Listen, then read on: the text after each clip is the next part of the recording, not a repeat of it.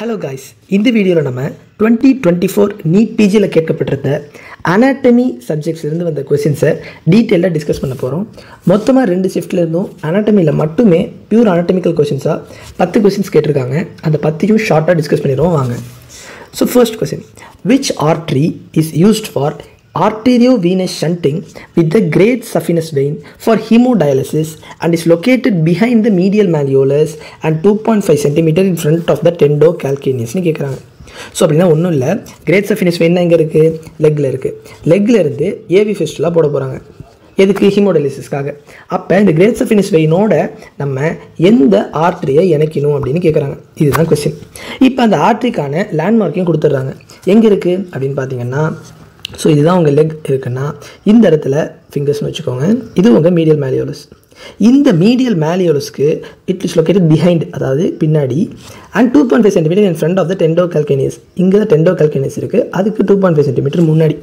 So ஒரு artery இப்படி run ஆகுது, இந்த ஆர்ட்ரியை தான் கனெக்ஷன் பண்ணணுங்கிறாங்க.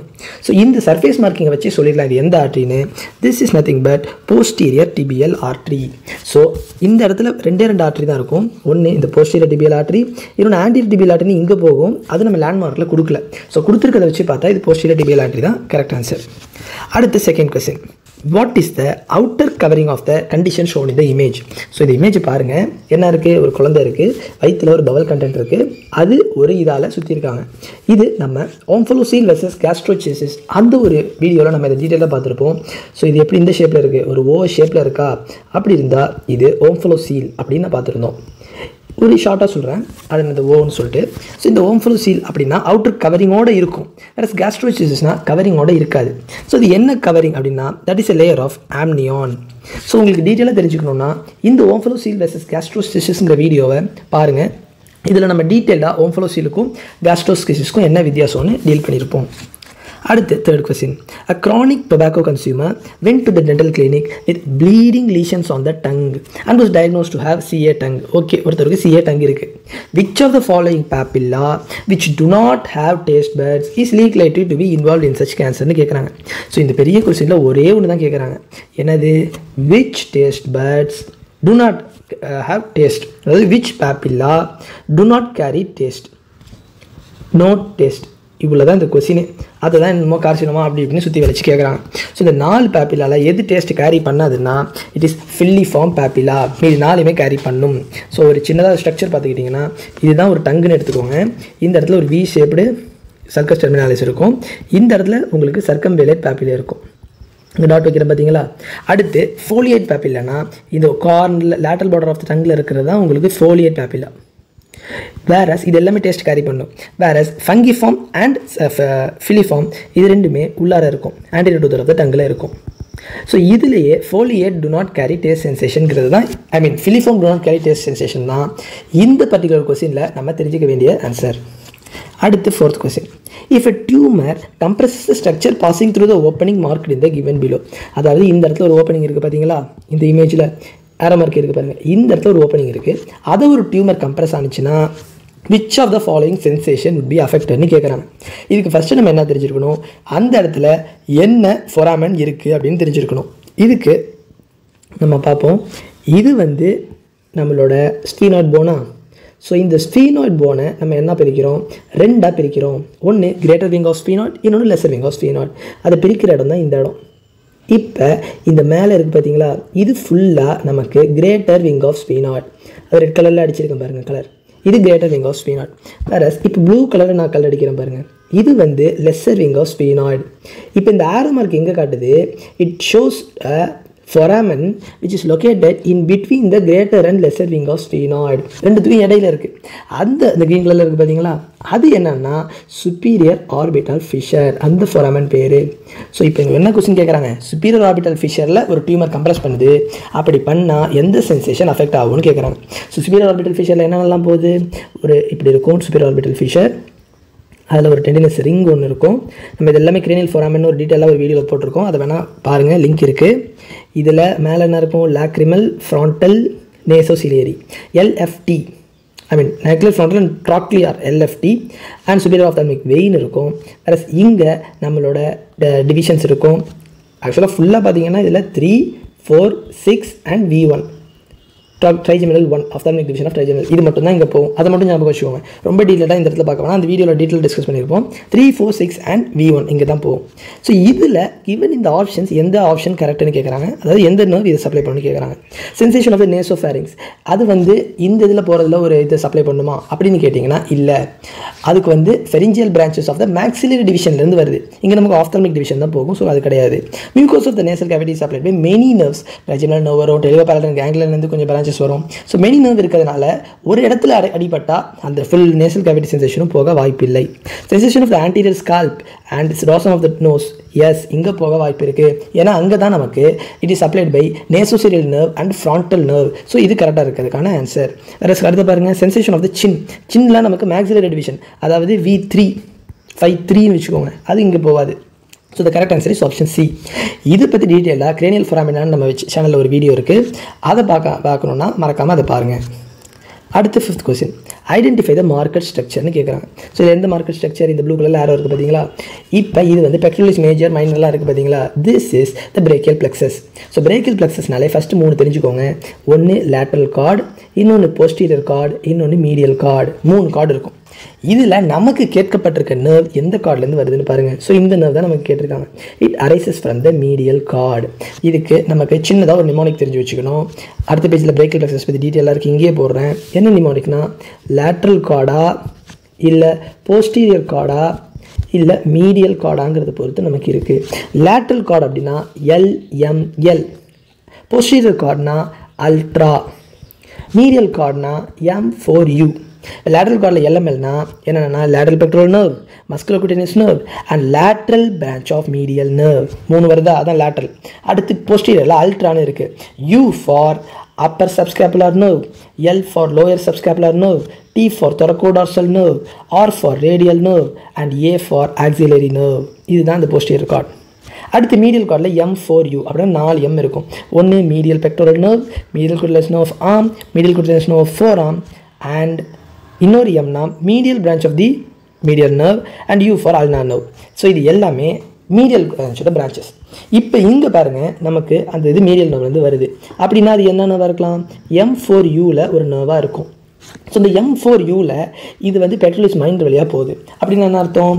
இது வந்து பெக்டோரலிஸ் மசிலுக்கு சப்ளை பண்ணுறதா இருக்கும். அப்போ அந்த M4ல பெக்டோரலிஸுங்கிற பேர் எங்கே இருக்குது? Medial pectoral nerve. இது ஒன்று தான் இருக்குது. ஸோ அதுதான் இதுக்கான கரெக்ட் ஆன்சராக இருக்கும்னு சொல்லிட்டு நம்ம இதை போட்டுட்டு போயிட்டே இருக்கலாம்.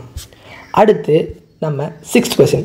During the examination of a patient, a professor asks the patient to invert his foot and points to a prominent tendon located behind the medial malleolus. Which tendon is being highlighted? So மறுபடியும் அதே இடம் தான் inversion பண்ண சொல்கிறாரு ஒருத்தவரை.